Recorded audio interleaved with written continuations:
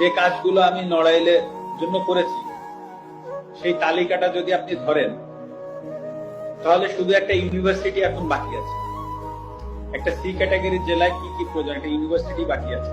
আমার বাবাকেও বলে দিয়েছি যে এটার কোনো বিচার বর্তমান সরকার বা যারাই আসুক বা যারাই থাকুক বা আসুক, হ্যাঁ, তাদের কাছে আমি এটা নিয়ে কোনো বিচার চাইব। কারণ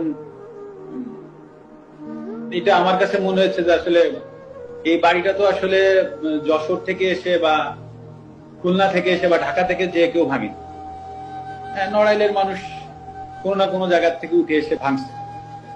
তো আসলে আমি নড়াইলের মানুষের বিরুদ্ধে আর বিচার চাইবো না। তো যেটা হয়ে গেছে ওটা আমি একসেপ্ট করে নিচ্ছি। হয়তো বা আমার কাছে আমি এভাবে একসেপ্ট করে নিচ্ছি যে হয়তো বা আমার কোনো ভুল ছিল, আমি কোনো ভুল করেছি, হয়তো বা তার জন্য ওনারা হয়তো বা এসে ওটা করেছে। তো আমার মনে যদি বিন্দুমাত্র কষ্ট এখন আর নাই, আমি মানে কষ্ট নাই এই কথাটা ভুল, মানে কারো প্রতি রাগ ক্ষোভ এগুলো কিছুই নাই।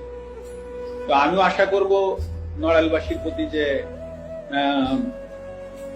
আমার কোনো ভুলে বা কোনো জায়গায় যদি কষ্ট হতে থাকে, তো আশা করি তারা তো একটা স্টেপ নিয়েছে।